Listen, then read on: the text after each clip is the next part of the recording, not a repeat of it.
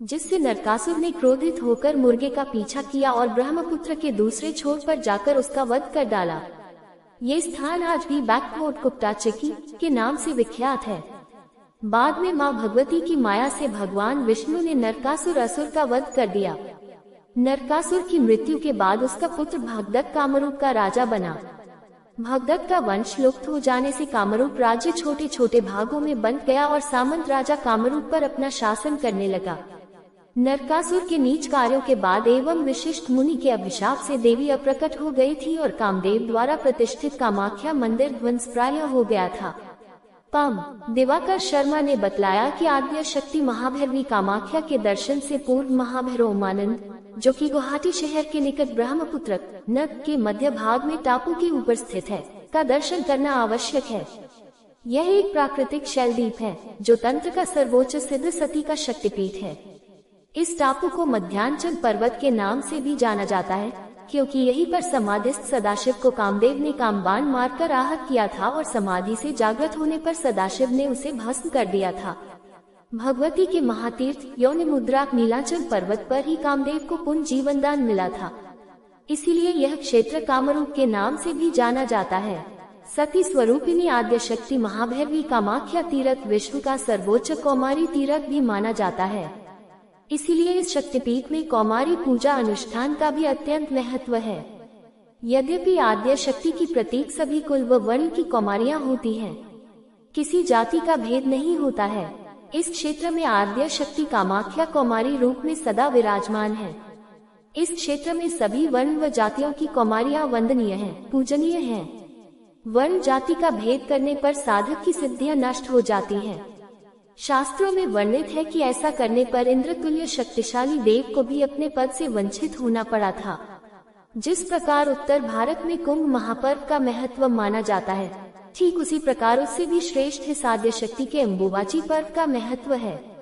इसके अंतर्गत विभिन्न प्रकार की दिव्य अलौकिक शक्तियों का अर्जन तंत्र मंत्र में पारंगत साधक अपनी अपनी मंत्र शक्तियों को पुरस्चरण अनुष्ठान कर स्थिर रखते हैं।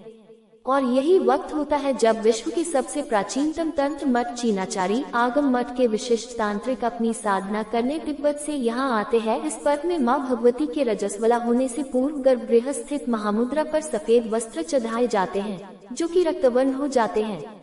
मंदिर के पुजारियों द्वारा ये वस्त्र प्रसाद के रूप में श्रद्धालु भक्तों में विशेष रूप से वितरित किए जाते हैं। इस पर्व पर भारत ही नहीं बल्कि बांग्लादेश, तिब्बत और अफ्रीका जैसे देशों के तंत्र साधक यहाँ आकर अपनी साधना के सर्वोच्च शिखर को प्राप्त करते हैं। वामवाद साधना का तो ये सर्वोच्च पीठ स्थल है। मच्छंदरनाथ, गोरखनाथ, लोनाचुमारी, इस्माइल जोगी इत्यादि तंत्र साधक भी सांवर तंत्र में अपना यही स्थान बनाकर अमर हो गए हैं।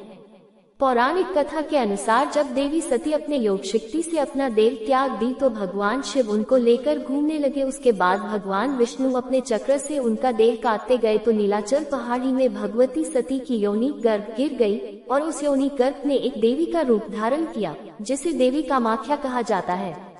योनि गर्भ वह जगह है जहाँ बच्चे को 9 महीने तक पाला जाता है और यहीं से बच्चा इस दुनिया में प्रवेश करता है और इसी को सृष्टि की उत्पत्ति का कारण माना जाता है।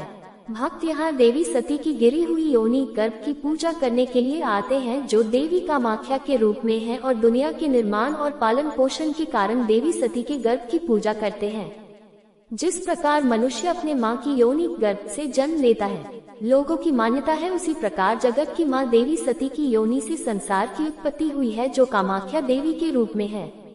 कामाख्या मंदिर के दर्शन का समय भक्तों के लिए सुबह 8 बजे से दोपहर 1 बजे तक और फिर दोपहर 2:30 बजे से शाम 5:30 बजे तक शुरू होता है। सामान्य प्रवेश निःशुल्क है, लेकिन भक्त सुबह 5 बजे से कतार बनाना शुरू कर देते हैं। इसलिए यदि किसी के पास समय है तो इस विकल्प पर जा सकते हैं। आमतौर पर इसमें 3-4 घंटे लगते हैं। वीआईपी प्रवेश की एक टिकट लागत है, जिसे मंदिर में प्रवेश करने के लिए भुगतान करना पड़ता है, जो कि प्रति व्यक्ति ₹501 की लागत पर उपलब्ध है। इस टिकट से कोई भी सीधे मुख्य गर्भगृह में प्रवेश कर सकता है।